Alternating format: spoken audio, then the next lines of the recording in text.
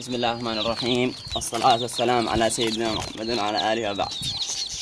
فسوف نتحدث بإذن الله في هذا المقطع عن الكتاكيت البيض من هذا النوع السفرجاج، أو أظنها في ذكور.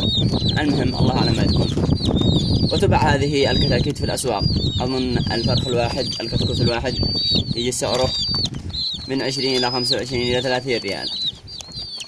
فسوف نتحدث اليوم كيف تتصرف معها، وبإذن الله نتعامل معها حتى تصبح دجاج أو ديوك كبيرة بالغة تصلح أن تذبحها أو تبيعها أو تدجر. المهم، فهذا النوع يأتي بألوان وأشكال، ألوان كثيرة، الأخضر والأصفر والمدري إيش والمدري إيش.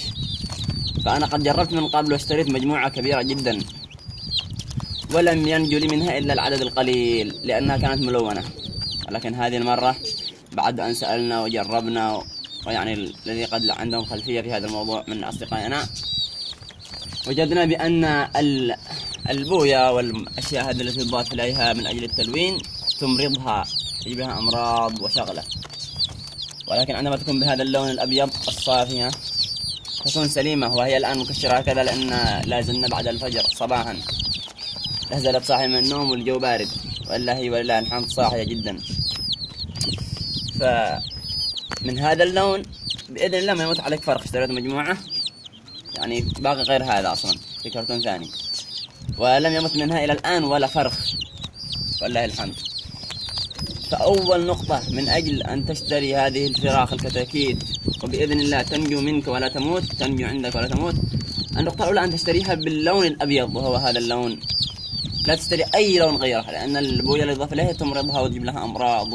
أنت لو تعمل فرخ بلدي، والبلدي هو أقوى فرخ مقاوم للأمراض، سوف يمرض لو أعطيته بويا مائي زيتي، أي بويا أو حتى بخار. المهم أن تشتريها، النقطة الأولى أن تشتريها باللون الأبيض فقط. النقطة الثانية أنك عندما تشتريها ضعها في كرتون، في قفص، في سلة، في أي شيء. المهم أنتو الأشياء المتوفرة عندك، كل ما مثلا لو عندك شبك وتضعها فيه أفضل. فتعطيها أول 3 أو 4 أو 5 يوم مثلا، أنتو قدرتك. خل التفاح، معروف خل التفاح مع ثوم مثلا، كلها على حسب الكمية اللي معك. تعطيها قليل من خل التفاح على الماء، 3 أو 4 حبات ثوم، حبات من مش حبة كامل كبير، حبة قرص واحد، وتقطعه وتضعه بينه، أو تطحنه وتضعه بين الماء مع الخل، مع خل التفاح لمدة 3 يوم. خل التفاح أو خل أبيض، المهم خل، لأن الخل التفاح والثوم رافع مناعة قوي جدا بالنسبة للثوم، والخل أيضا رافع مناعة والمضاد بكتيريا، يقتل البكتيريا الضارة والنافعة. فلذلك يتوجب عليك بعد اليوم الخامس أو السادس، عندما كلها على حسب مثلا عطيت 4 أيام خل التفاح مع ثوم، اليوم الخامس تعطي خميرة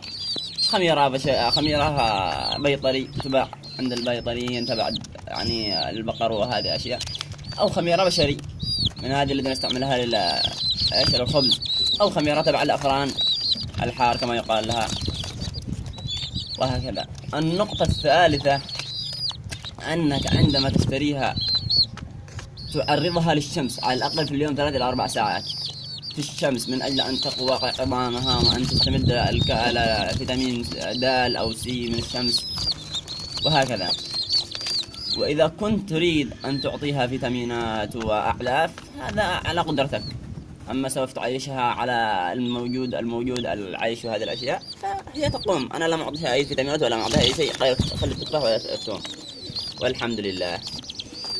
فهذه الكتاكيت مشروعها جيد جدا للذين يستثمرونه.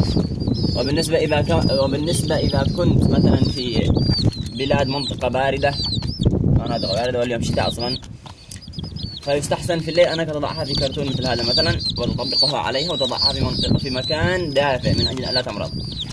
والعكس لو كنت في مثلا إذا كانت الدنيا حمى أو حر، أن تضعها في سلة مفتوحة، وتضعها مثلا خارج الغرفة من أجل أن تتهوى، لأنها تموت من الحرارة أو من البرد.